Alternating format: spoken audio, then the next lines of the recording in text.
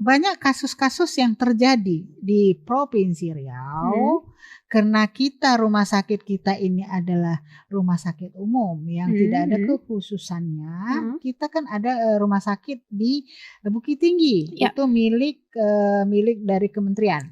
Berapa jauh sih rumah sakit kita Provinsi Riau ke Bukit Tinggi? Berapa jam? Sementara golden period, masa keemasan kita itu 4 jam.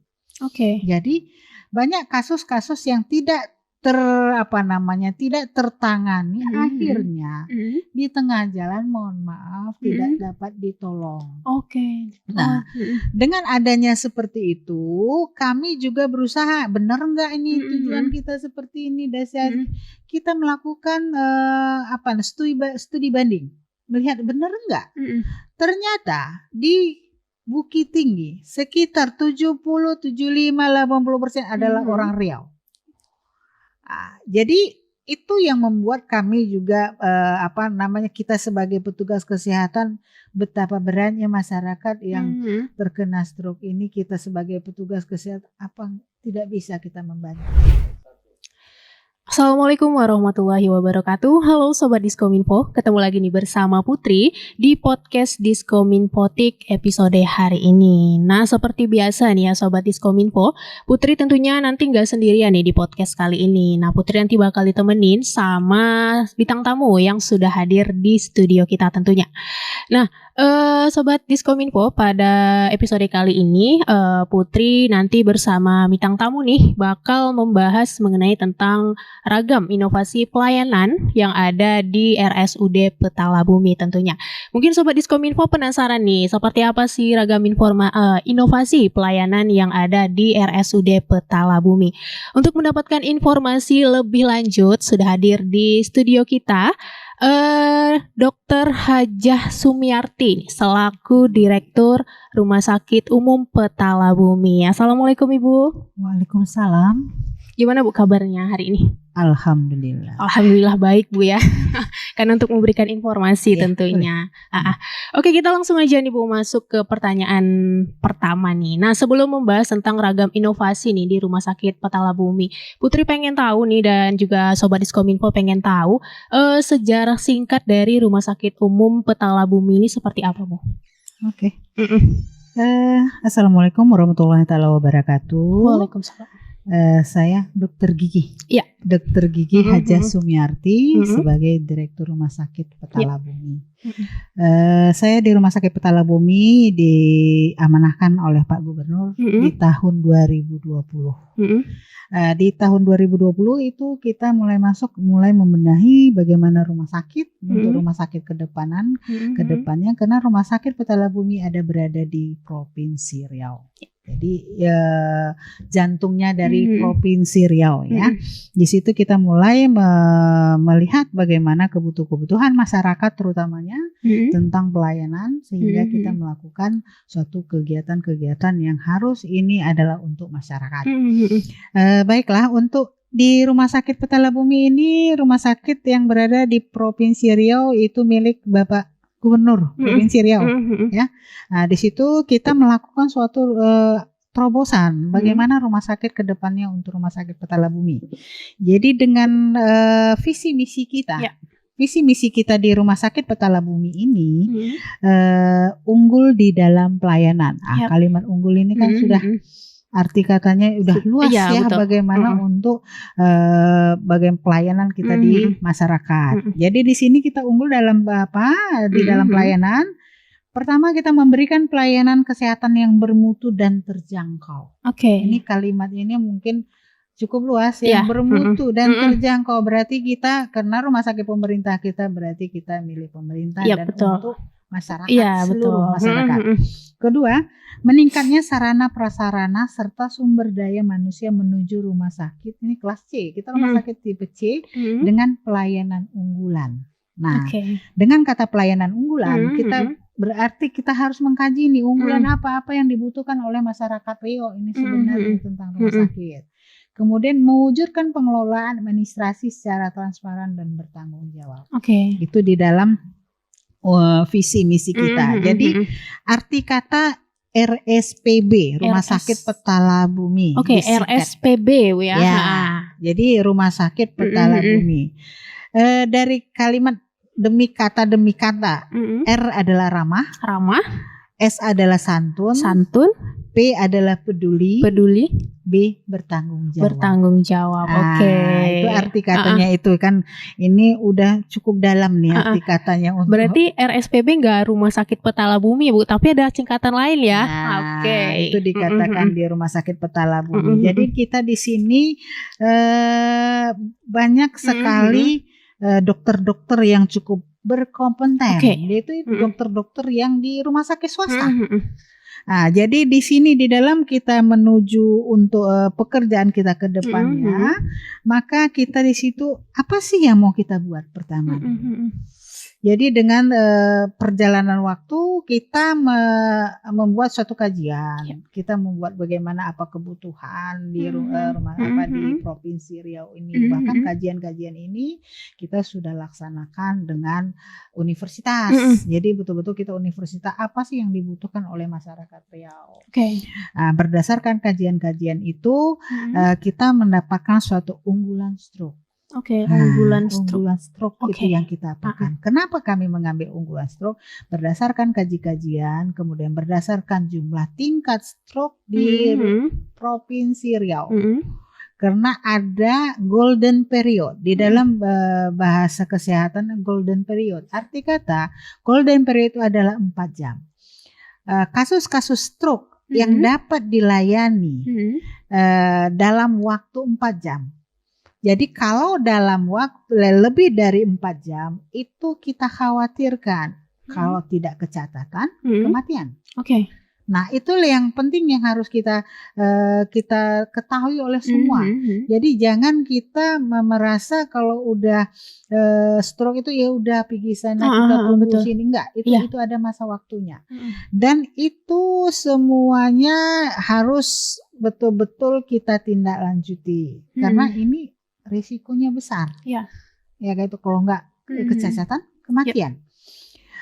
Banyak kasus-kasus yang terjadi di Provinsi Riau karena kita rumah sakit kita ini adalah rumah sakit umum yang tidak ada kekhususannya. Kita kan ada rumah sakit di Bukit Tinggi, itu milik dari kementerian.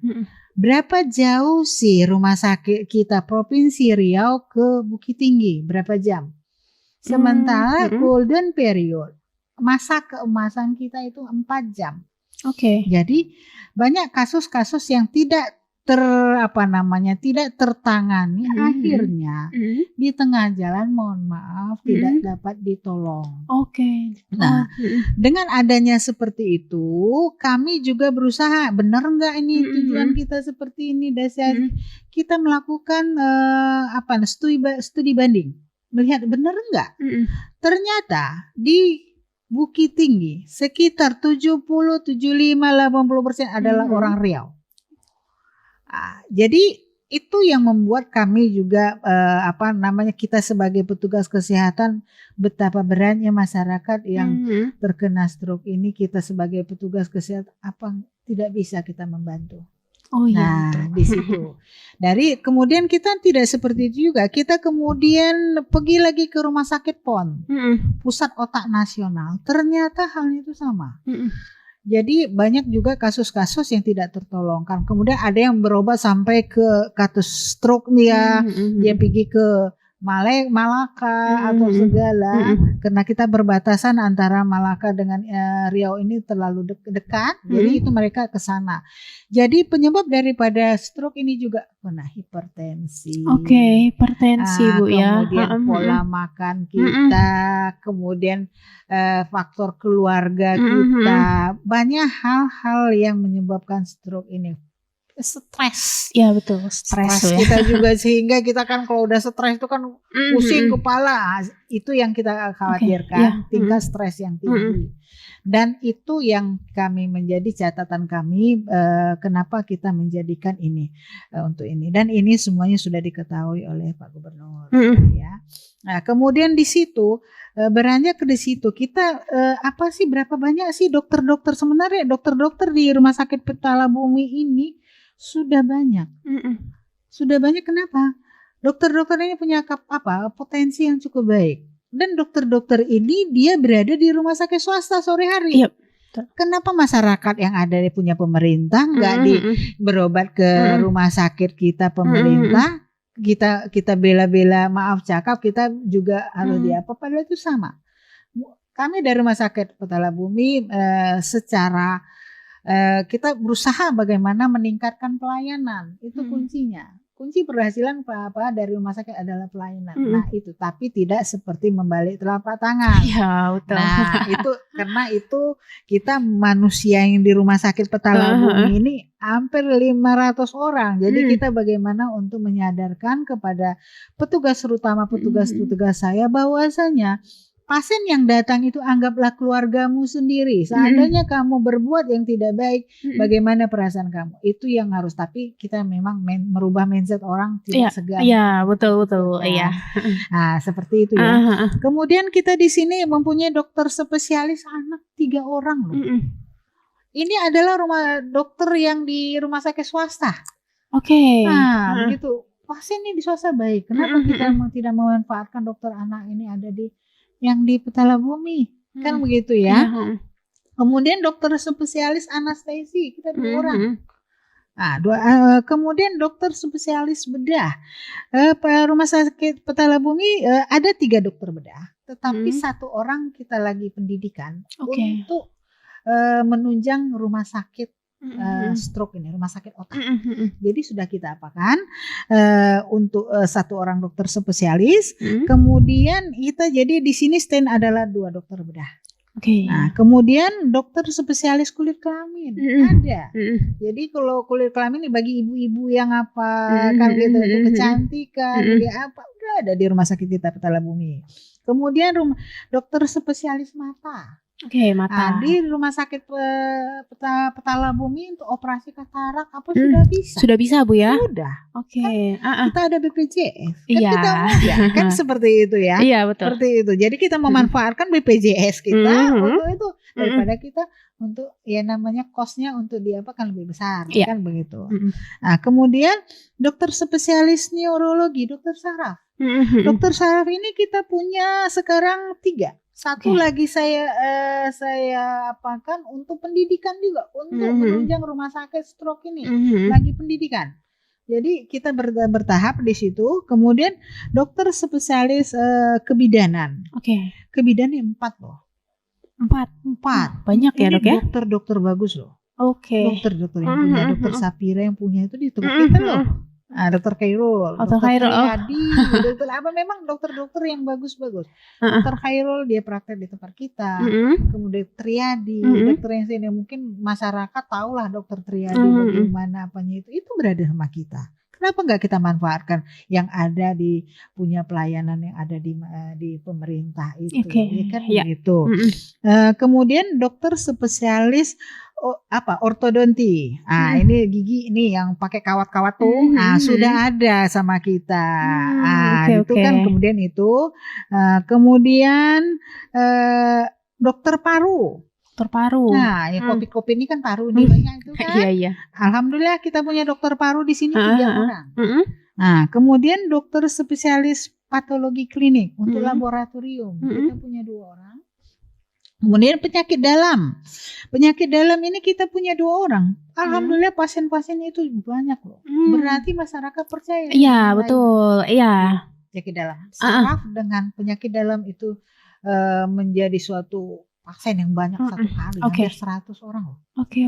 Berarti memang sangat tingkat kepercayaannya udah luar biasa, Bu ya. Ini ya penyakit dalam dengan saraf kan begitu ya. Kemudian dokter sekali jantung sudah ada, dokter jantung kita punya ada. Kemudian untuk radiologi. Untuk yang foto-foto itu yang ronsen-ronsen gitu ya. Ada satu orang, insya Allah tahun depan itu sudah selesai, satu orang lagi untuk pendidikan. Kemudian spesialis rehab medik. Rehab medik berhubungan dengan stroke-nya ini. Itu dia stroke tadi ya dok ya. Sudah ada 2 orang. Kemudian THT kita punya 2 orang. Jadi inilah yang dokter-dokter yang kita betul-betul punya kompetensi yang baik, punya yang punya tingkat senior, sudah dia udah punya jam terbang di rumah sakit swasta, bahkan dia memberikan seminar-seminar tingkat nasional loh para dokter kami ini. Jadi itu. Dan juga perlu diketahui kita punya juga dengan apa ini saya melihat banyak masyarakat yang berobat di pagi hari ini kadang kesibukannya kadang nggak bisa di pagi hari. Iya betul Ibu, betul sekali. Gitu, seperti kita inilah kita sibuk kerja pagi, ternyata kita nggak ada waktu ya kan gitu. Sementara kita butuh pelayanan di Rumah Sakit Petala Bumi. Alhamdulillah kita memberikan pelayanan di sore hari. Sore hari. Jadi itu rumah sakit itu pelayanan BPJS dan pelayanan umum. Jadi masyarakat yang tidak bisa berobat di pagi hari ada kesibukan itu bisa di sore hari. Jadi di situ kami memang ada beberapa yang masih kita kembangkan. Itu sih kita pertama kebidanan. Jadi ibu-ibu yang biasanya ini dia berobat ke pergi di luar dari pemerintah, kan ada BPJS. Kenapa nggak di sore hari kita sudah buka loh. Jadi kebidanan Omzin itu sudah kami buka, itu di sore hari. Pelayanan kami itu dimulai dari 7:30 sampai jam 6 sore. 7:30 sampai jam 6 sore. Jadi dokter yang pagi shift pagi, ada pagi, kemudian shift sore. Jadi kan sangat membantu pada masyarakat. Kemudian poligigi. Poligigi ini biasanya kan ibu-ibu atau kita kan senangnya sore hari. Iya betul. Alhamdulillah kita di sore hari sudah ada Bu, sudah ada poligigi ini di sore hari. Jadi kemudian bagi-bagi yang berobat ini alhamdulillah udah mulai meningkat ini pelayanan kita di poligigi ini karena di poligigi itu orang senang berobat sore ya. Itu sudah meningkat, sudah banyak yang ketahui. Kemudian di paru. Paru ini udah ada juga di sore hari. Kemudian saya insya Allah nanti setelah dokter ini selesai menyelesaikan persyaratan di rumah sakit, yaitu yang harus ada STR-nya, izinnya kita kan medis ya. Itu insya Allah nanti selesai dalam minggu pertama dari selesai perizinan semua, itu kita ada pelayanan saraf. Jadi orang yang kena stroke atau yang ada pelayanan untuk saraf-saraf itu sudah ada, dan ini alhamdulillah kita kerjasama dengan Unpad loh. Unpad. Sudah ke Unpad Bu ya? Udah semua kita kerjasama ke Unpad, UGM, kemana lagi, ke UI semua sudah kita laksanakan. Jadi itu yang kegiatan-kegiatan, dan juga di sini Rumah Sakit Petala Bumi sudah kerjasama untuk menunjang pelayanan-pelayanan ke UGM. Kita kerjasama dengan UGM. Kemudian kita kerjasama juga dengan dengan USU. Jadi memang saya berharap ini betul-betul kita di pelayanan ini dengan universitas dan dengan UNDRI juga kita kerjasama. Jadi universitas sudah bekerja sama Bu ya? Bekerja sama di situ. Jadi disitulah pelayanan-pelayanan kita harapkan, dan juga kita insya Allah lah kita sama-sama berdoa mudah-mudahan apa yang kita cita-citakan semua masyarakat untuk pelayanan kesehatan ini terutama itu bisa dapat membantu masyarakat terutama untuk unggulan stroke. Dan satu lagi inovasi kami yang tidak cukup kalah, yang juga ini di sini kita melakukan home care. Home care ini tetapi ini memang kita ke BPJS semua ditanggung BPJS, tetapi ini home care berarti di bagian umum ya, karena kita nggak bisa dimasuk di BPJS-nya ya. Home care ini bagi masyarakat yang terutama kami utamakan adalah pasien-pasien stroke. Apabila pasien-pasien stroke itu tidak bisa dibawa ke rumah sakit, namanya orang tua tergeletak di situ nggak bisa ngapain, kami dari petugas rumah sakit datang untuk ke rumah. Oke, jadi bisa ke rumah dokter ya? Jadi datang ke rumah, kita melakukan pemeriksaan, kita melakukan nanti apabila ada rehab medik yang kata orang stroke itu kan harus ada namanya fisioterapinya segala. Ini sudah kami fasilitasi dan alhamdulillah sudah ada pasiennya. Oh, sudah ada dok ya? Sudah ada pasiennya untuk ke situ. Nah, jadi di Rumah Sakit Petala Bumi satu lagi berdasarkan gini ya, dari Kemendagri kita pola tarif rumah sakit itu sudah disahkan oleh Kemendagri dan Pak Gubernur, dan insya Allah kita mengapakan ini tarif-tarif yang ada di rumah sakit akan kita beritahu dengan masyarakat, launching. Jadi masyarakat, oh dia mau berobat ke sini ternyata tarifnya segini ya. Tapi ini bagian umum ya. Iya, umum. Kalau BPJS kan sudah ada ya. Jadi ternyata di sini tarif kami seperti ini. Jadi kita bisa mengukur bagaimana kemampuan kita atau bagaimana dengan pelayanan kita. Jadi kita nanti ini akan kita launchingkan pada HKN kita, Hari Kesehatan Nasional. Nanti akan kita launching dengan Pak Gubernur bahwa pola tarif ini diketahui oleh masyarakat. Oke, jadi masyarakat nggak bingung ya, Bu ya harganya. Misal mau berobat ini, wah nggak tahu nih harganya berapa, malah nanti pas sampai rumah sakit ragu, takut gitu. Jadi dengan adanya harga itu masyarakat bisa percaya ya Bu ya. Oke. Jadi tapi untuk berobatnya berapa, pendaftaran berapa, nanti apa semua itu nanti kami susun dan akan kita publikasikan kepada masyarakat. Oke. Seperti itu. Oke, ternyata luar biasa jelas ya dari Ibu Sumiarti sendiri yang menjelaskan bagaimana inovasi-inovasi dari Rumah Sakit Petala Bumi tentunya. Nah, tadi kan sudah panjang lebar nih dokter ibu ya. Dokter juga boleh. Iya, dokter juga boleh ya. Tapi senang ibu lah sebagai ibu. Sudah panjang lebar nih menjelaskan tentang inovasi yang ada di Rumah Sakit Petala Bumi. Nah, Putri pengen tahu berapa sih dok ini kapasitas rawat inap di Rumah Sakit Petala Bumi? Ya. Oke, kita kapasitas rumah sakit ya belum saya terangkan tadi ya. Sebentar ya. Oke, karena juga banyak tahu ini yang diapain, cuman saya nggak hafal lah berapa semuanya. Tapi alhamdulillah ini ada kapasitas tempat tidur. Kita di sini polinya ada poli rawat jalan. Ya, poli rawat jalan itu bisa kita apakan yang dikatakan berobat itu 7:30 sampai jam 6 sore. Itu rawat jalan ya. Dan itu memang itu dari rumah sakit itu wajib. Gitu ya.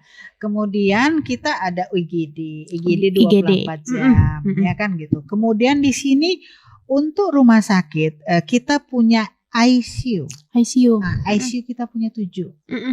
Nah, kemudian kita HCU. Jadi di bawah ICU itu ada HCU sedikit ya di bawahnya. Jadi di bawah kata ICU itu HCU yang enggak parah-parah benar lah ya dikatakan. Oh, itu namanya HCU ya, Dok.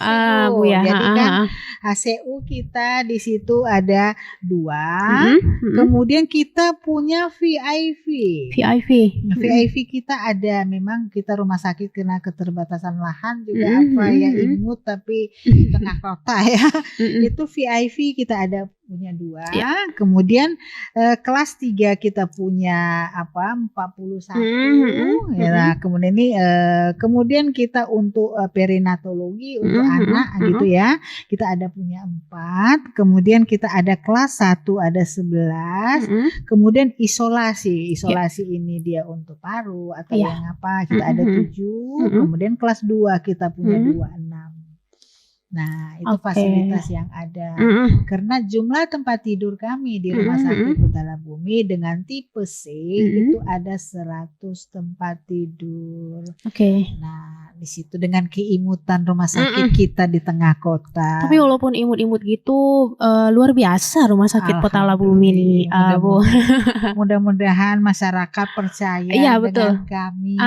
Nah, Mm-mm. kami juga berbuka diri. Mm-mm. Kalau ada yang kurang, beritahu kami untuk peningkatan bagaimana pelayanan masyarakat. Iya, betul. Nah, seperti itu. Apalagi juga Putri dulu pernah juga ke rumah sakit Petala Bumi nih, Bu ya. Dan memang luar biasa sih pelayanan yang ada di sana. Juga yang bikin unik nih rumah sakitnya itu kayak nama kamar nih, Bu. Seperti ada Hang Nadim, pokoknya nama-nama Melayu-Melayu gitu nih. Jadi unik pokoknya kalau di rumah sakit Petala Bumi. Ya, mudah-mudahan, insya Allah. Iya. Nah, kemudian mengenai tentang progres dari rumah sakit otak nih untuk di Petala Bumi sendiri. Kita dari progres rumah sakit otak memang cukup panjang perjalanan. Karena membuat satu rumah sakit itu tidak seperti segampang yang kita pikirkan. Banyak keterkaitan, banyak SDM, banyak apa. Di rumah sakit Petala Bumi ini dengan unggulan stroke. Unggulan menuju stroke. rumah sakit otak. Kan begitu. Karena rumah sakit otak itu kan panjang. Persiapannya cukup banyak dan banyak keterlibatan kita semua. Di situ kita sudah kerjasama dengan rumah sakit PON Pusat Otak Nasional. Di situ kita sudah ada MOU dengan rumah sakit PON bahwasanya petugas-petugas rumah sakit, perawat atau bidan atau apa, kita dapat namanya pelatihan di sana. Bahkan kemarin tahun lalu orang rumah sakit PON yang datang ke kita memberikan pelatihan kepada perawat-perawat kita gimana sih untuk pelayanan kasus stroke ini. Nah, di situ kita mulai kita mulai menugaskan pada perawat-perawatnya itu. Jadi kami tetap intent dengan rumah sakit PON bahwasanya kita betul-betul serius di dalam untuk menuju rumah sakit ini demi masyarakat. Rasanya sedih kalau kita melihat orang pasien stroke kebetulan orang tua saya itu melihat gitu, orang tua saya 2 tahun loh terbaring karena stroke, pecah pembuluh darahnya. Dia bed rest betul-betul nggak bisa ngapa-ngapain, semua kita harus melayani dengan kita bantuan kita, makan pakai selang apa semua. Rasanya kita sebagai anak begini beratnya, kita sudah dibesarkan begini penderitaan orang tua. Disitulah saya mulai terhanyut, ya Allah, kayak gitu. Kebetulan Allah menakdirkan saya di sini kan gitu ya. Tetapi bukan karena itu saja, tetapi kita kan harus punya kajian-kajian untuk Provinsi Riau. Dan kalau berjalan-jalan lah sekali-sekali, kalau ke Jakarta jangan ke mall aja, kemana.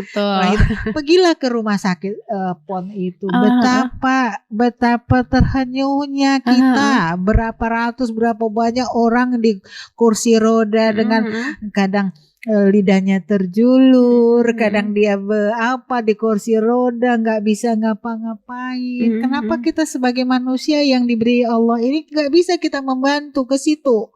Nah, disitulah kita rasanya kita naluri kita sebagai orang yang sehat, kebetulan kita di orang kesehatan, kenapa nggak kita bantu? Betul. Di situ sedih loh saya melihatnya, nengok nggak bisa ngapa-ngapain. Kadang orang itu bukan orang muda aja, orang juga orang tua aja, muda juga bisa kena stroke gitu. Coba berapa yang harus kita apakan. Jadi saya menghimbau, ayolah kita sama-sama bagaimana ini.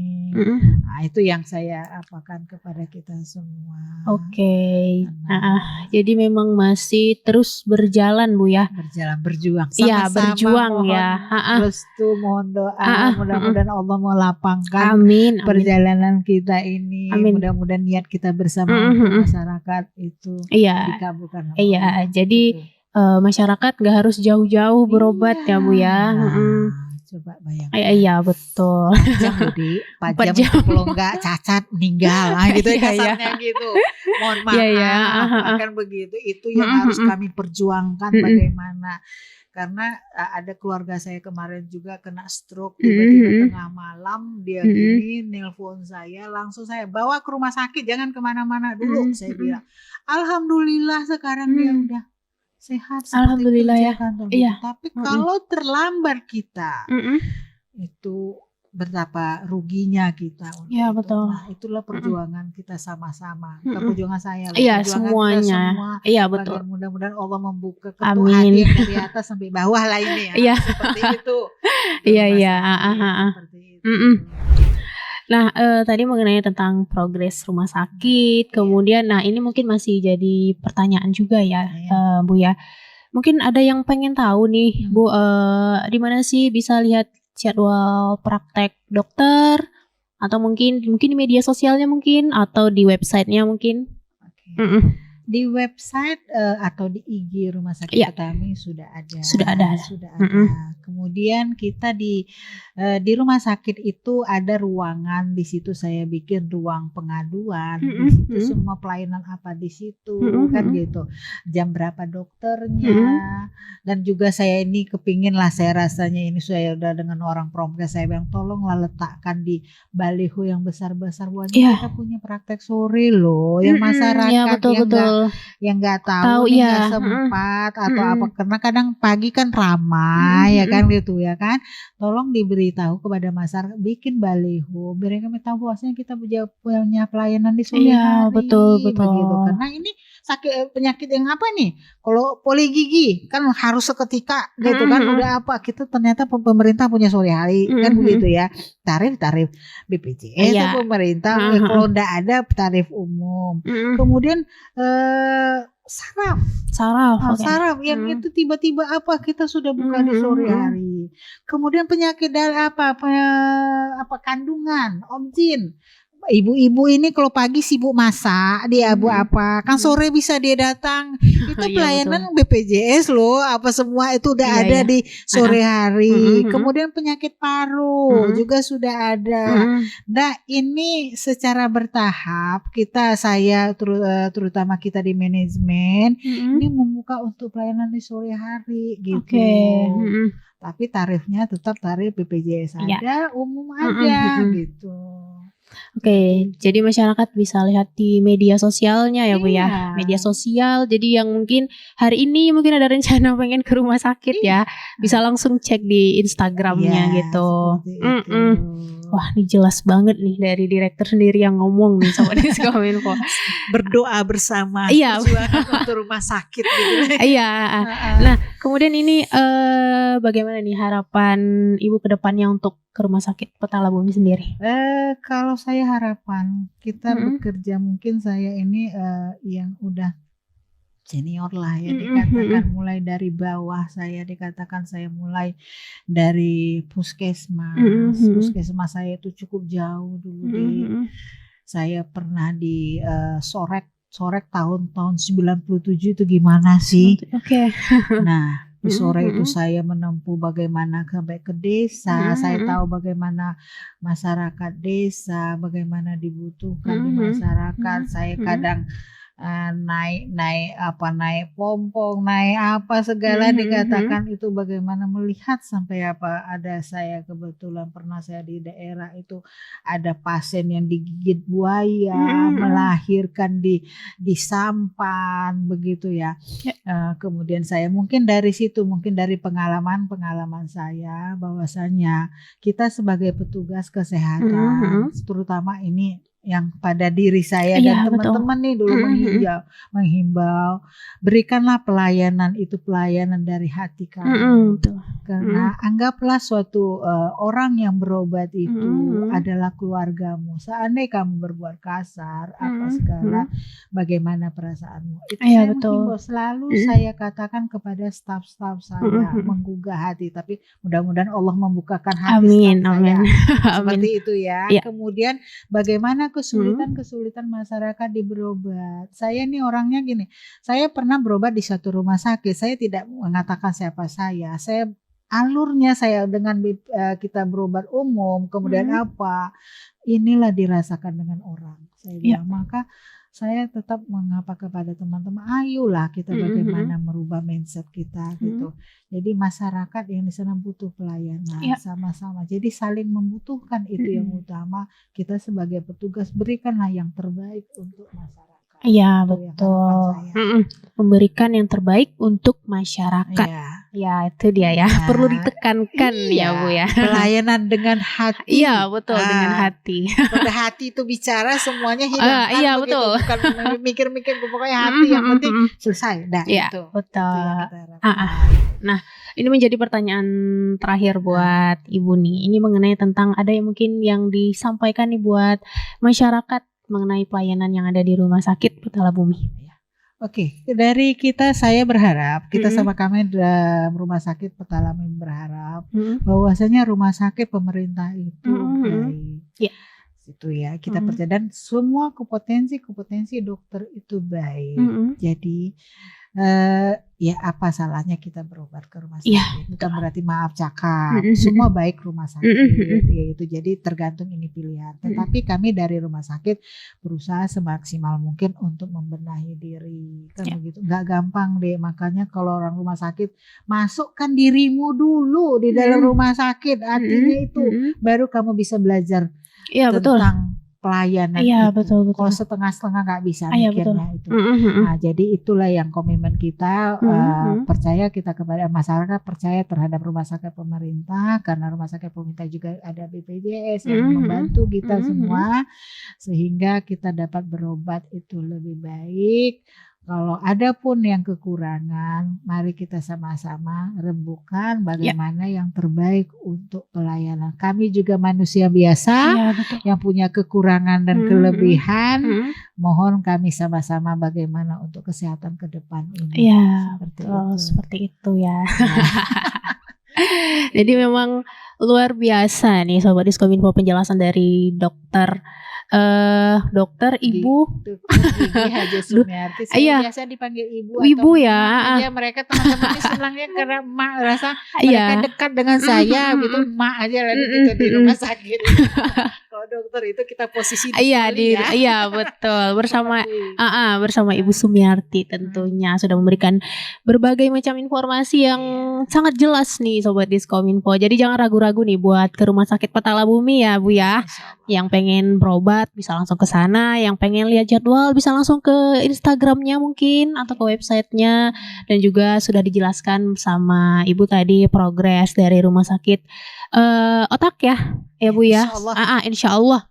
Dan terus dan terus bisa nanti sampai akhirnya berdiri ya Bu ya. Oke.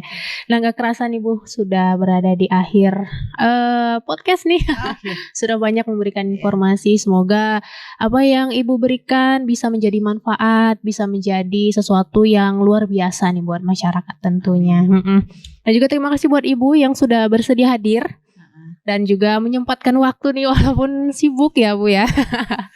Dan juga bisa memberikan informasi luar biasa tentunya. Oke, buat Sobat Diskominfo nih gak kerasa sudah waktu memisahkan kita. Dan juga jangan lupa buat Sobat Diskominfo untuk like, komen, kemudian subscribe nih YouTube channel kita Diskominfotik Provinsi Riau, dan juga follow akun Instagram kita di @kominfo.riau. Tentunya jangan lupa untuk dengerin radio streaming kita nih di radio.riau.co.id.